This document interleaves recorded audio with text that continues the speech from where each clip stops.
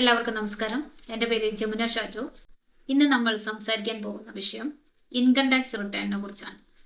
Income tax return ആരൊക്കെ file ചെയ്യണം, ആരൊക്കെ ഫയൽ ചെയ്യണ്ട എന്നുള്ളതിനെ കുറിച്ച് നമുക്കൊന്ന് നോക്കാം. എന്താണ് income tax return?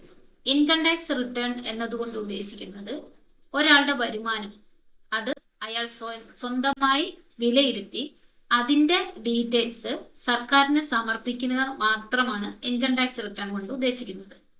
Income tax return file ചെയ്യുന്ന സമയത്ത് ടാക്സ് പേ ചെയ്യേണ്ട യാതൊരു നിർബന്ധവുമില്ല. നിങ്ങളുടെ വരുമാനം ഗവൺമെന്റിനെ അറിയിക്കുക എന്നതാണ് ഈ ഇൻകം ടാക്സ് റിട്ടേൺ കൊണ്ട് മുഖ്യമായും ഉദ്ദേശിക്കുന്നത്.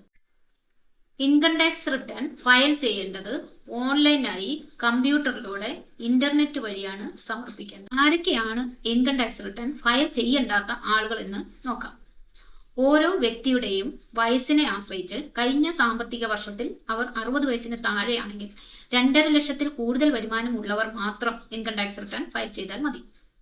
60 വയസ്സിനും 80 വയസ്സിനും ഇടയിലാണ് കഴിഞ്ഞ സാമ്പത്തിക വർഷത്തിൽ നിങ്ങളുടെ പ്രായമെങ്കിൽ 3 ലക്ഷം രൂപ വരുമാനമുള്ളവർ മാത്രം ഇൻകം ടാക്സ് റിട്ടേൺ ഫയൽ ചെയ്താൽ മതി. ഇനി കഴിഞ്ഞ സാമ്പത്തിക വർഷത്തിൽ നിങ്ങളുടെ പ്രായം 80 വയസ്സിന് മുകളിലാണെങ്കിൽ 5 ലക്ഷത്തിൽ കൂടുതൽ വരുമാനം ഉണ്ടെങ്കിൽ മാത്രം ഇൻകം ടാക്സ് റിട്ടേൺ ഫയൽ ചെയ്താൽ മതി.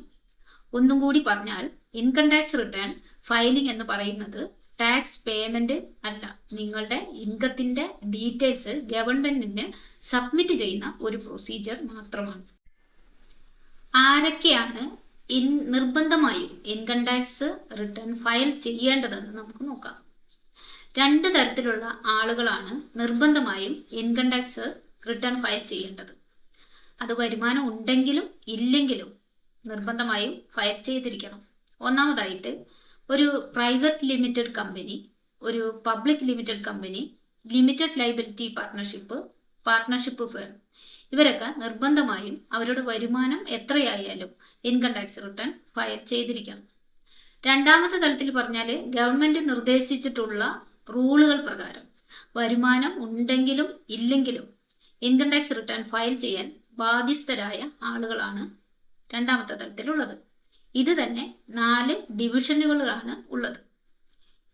ഒന്നാമത്തത് ഇവരുടെ ഡിപ്പോസിറ്റുകളെ സംബന്ധിച്ചുള്ളതാണ്. രണ്ടാമത്തത് ഇവരുടെ എക്സ്പെൻഡിച്ചർ സംബന്ധിച്ചുള്ളതാണ്.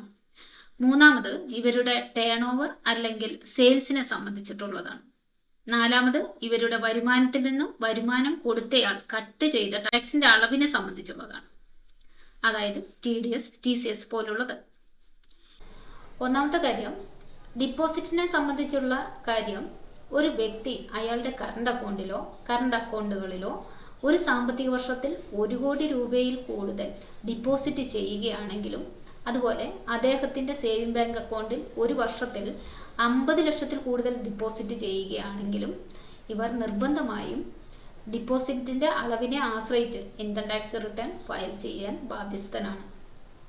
രണ്ടാമത്തെ ഒരു കാര്യം എന്ന് പറഞ്ഞാൽ അവരുടെ എക്സ്പെൻഡിച്ചറിനെ സംബന്ധിച്ച് ഒരു വ്യക്തി അദ്ദേഹത്തിന് സ്വന്തമായോ അല്ലെങ്കിൽ വേറെ ഏതെങ്കിലും വ്യക്തികൾക്കോ 2 ലക്ഷം രൂപയിൽ കൂടുതൽ ഈ വിദേശ യാത്രയ്ക്ക് ചെലവഴിച്ചാൽ, അതുപോലെ ഒരു വ്യക്തിയുടെ ഇലക്ട്രിസിറ്റി ബില്ല് 1 ലക്ഷത്തിൽ കൂടുതലാണെങ്കിൽ അവരും ഇൻകം ടാക്സ് റിട്ടേൺ ഫയൽ ചെയ്യാൻ ബാധ്യസ്ഥരാണ്.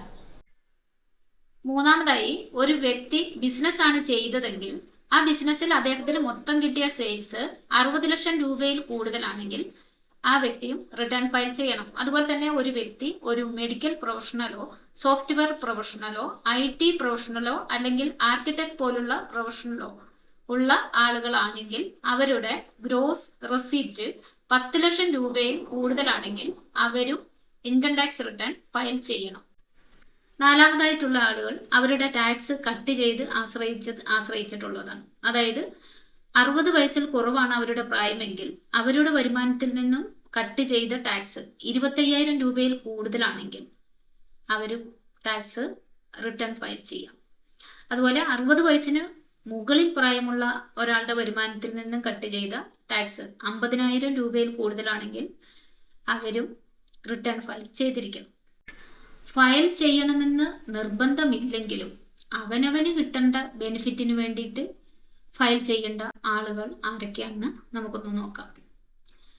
നിങ്ങൾക്ക് കിട്ടുന്ന വരുമാനത്തിൽ നിന്ന് ടാക്സ് കട്ട് ചെയ്തിട്ടുണ്ടെങ്കിൽ ആ ടാക്സ് റീഫണ്ട് കിട്ടാൻ വേണ്ടിയിട്ട് വരുമാനമില്ലെങ്കിലും നിങ്ങൾ റിട്ടേൺ ഫയൽ ചെയ്താൽ മാത്രമേ ആ തുക തിരിച്ചു കിട്ടുകയുള്ളൂ. അതുപോലെ രണ്ടാമതായിട്ടുള്ള ഒരു കാര്യം, നിങ്ങളൊരു ബിസിനസ് ചെയ്യുന്ന വ്യക്തിയാണ്. ആ ബിസിനസ്സിൽ നിങ്ങൾക്ക് കഴിഞ്ഞ സാമ്പത്തിക വർഷത്തിൽ ലോസ് ഉണ്ടായി. ഈ ലോസ് അടുത്ത സാമ്പത്തിക വർഷത്തിലെ ഇൻകത്തിൽ നിന്നും കുറച്ച് ബാക്കി ഇൻകത്തിന് മാത്രം ടാക്സ് അടയ്ക്കുന്ന സെറ്റ് ഓഫ് ബെനിഫിറ്റ് കിട്ടണമെങ്കിൽ ലോസ് ആയ സാമ്പത്തിക വർഷത്തിൽ റിട്ടേൺ ഫയൽ ചെയ്താൽ മാത്രമേ നിങ്ങൾക്ക് ആ ബെനിഫിറ്റ് നേടാൻ പറ്റുകയുള്ളൂ. ഇനി മൂന്നാമതായിട്ട്, നിങ്ങൾക്കൊരു വിസ പ്രൊസീജിയർ പെട്ടെന്ന് എളുപ്പമാക്കണമെങ്കിലും അതുപോലെ നിങ്ങൾക്കൊരു ലോൺ പ്രൊസീജിയർ എളുപ്പമാക്കണമെന്നുണ്ടെങ്കിൽ ഇൻകം ടാക്സ് റിട്ടേൺ ഫയൽ ചെയ്യണം. കാരണം ഇൻകം ടാക്സ് റിട്ടേൺ ആണ് നിങ്ങളുടെ ഇൻകത്തിൻ്റെ പ്രൂഫായി സബ്മിറ്റ് ചെയ്യേണ്ടത്. നാലാമത്തെ കാര്യം, നിങ്ങൾ ഏതെങ്കിലും ഒരു ഫോറിൻ അസറ്റിൽ നിന്നോ അല്ലെങ്കിൽ ഫോറിൻ ഇൻവെസ്റ്റ്മെൻറ്റിൽ നിന്നോ, ഇന്ത്യക്ക് പുറത്തുള്ള ഇൻവെസ്റ്റ്മെൻറ്റിൽ നിന്നോ അല്ലെങ്കിൽ ഇന്ത്യക്ക് പുറത്തുള്ള അസറ്റിൽ നിന്നോ നിങ്ങൾക്ക് എന്തെങ്കിലും വരുമാനം കിട്ടുന്നുണ്ടെങ്കിൽ നിങ്ങൾ ഇൻകം ടാക്സ് ചെയ്യുന്നത് നന്നായിരിക്കും. ഈ 4 വിഭാഗത്തിൽപ്പെടുന്നവർ ഇൻകം ടാക്സ് റിട്ടേൺ ഫയൽ ചെയ്യാൻ ബാധ്യസ്ഥർ അല്ലെങ്കിൽ കൂടി ഫയൽ ചെയ്ത് ഈ ബെനിഫിറ്റ് നേടിയെടുക്കാൻ സാധിക്കുന്നവരാണ്. ഇൻകം ടാക്സ് റിട്ടേൺ ഫയൽ ചെയ്യാൻ ബാധ്യസ്ഥനായ വ്യക്തി ഫയൽ ചെയ്തിട്ടില്ലെങ്കിൽ ഉണ്ടാകുന്ന ദൂഷ്യവശങ്ങൾ എന്തൊക്കെയാണെന്ന് നമുക്കൊന്ന് നോക്കാം. നമുക്കെല്ലാവർക്കും അറിയുന്നത് പോലെ തന്നെ നമ്മുടെ വരുമാനത്തെക്കുറിച്ച് നമ്മൾ പറയുന്നതിനേക്കാൾ കൂടുതൽ വേഗത്തിൽ ഇൻഫർമേഷൻ ഇൻകം ടാക്സ് ഡിപ്പാർട്ട്മെന്റിനും മറ്റ് ഗവൺമെന്റ് ഡിപ്പാർട്ട്മെന്റുകൾക്കും വളരെ എളുപ്പത്തിൽ ഈ സാമ്പത്തിക വർഷത്തിൽ തന്നെ കിട്ടുന്നുണ്ട്. ഇൻകം ടാക്സ് റിട്ടേൺ ഫയൽ ചെയ്യേണ്ട വ്യക്തി ഫയൽ ചെയ്തിട്ടില്ലെങ്കിൽ അവർക്ക് കിട്ടേണ്ട ബെനിഫിറ്റ് കിട്ടില്ല എന്ന് മാത്രമല്ല, ചുരുങ്ങിയത് 5000 രൂപ മുതൽ എത്ര രൂപയാണ് അദ്ദേഹം ടാക്സ് വെട്ടിപ്പ് അല്ലെങ്കിൽ ടാക്സ് റിപ്പോർട്ട് ചെയ്യുന്നതിൽ തെറ്റുവരുത്തിയത് അതിൻ്റെ 200% രൂപ വരെ ടാക്സ് അടയ്ക്കാൻ ബാധ്യസ്ഥനായി എന്ന് വരാം.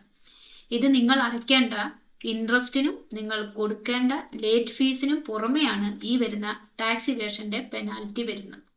എപ്പോഴൊക്കെയാണ് ടാക്സ് റിട്ടേൺ ഫയൽ ചെയ്യേണ്ടത്?